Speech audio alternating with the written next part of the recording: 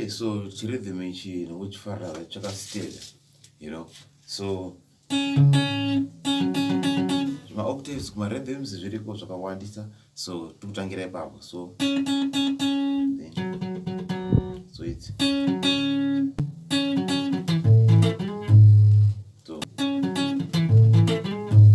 so it's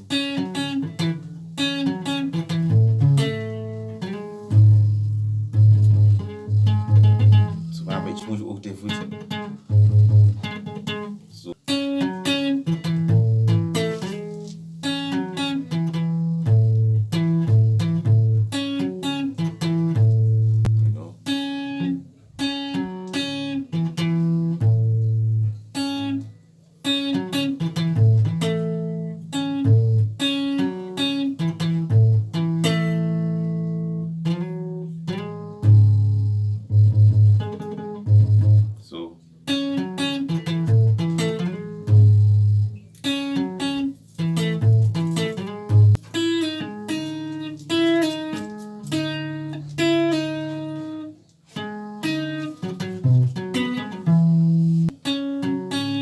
So now is my lines.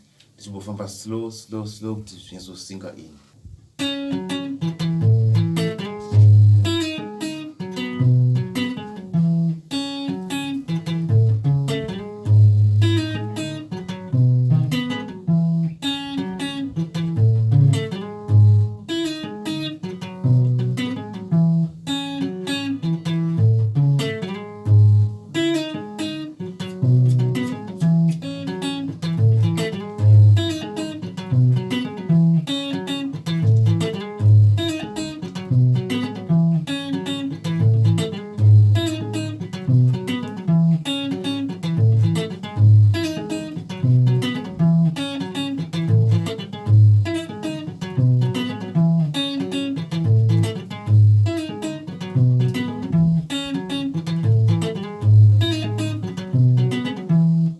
So part of my chords, chord structure I'm going to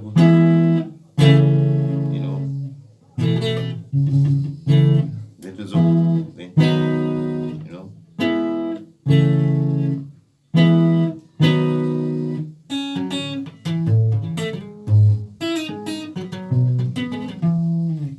I hope see you in the next video.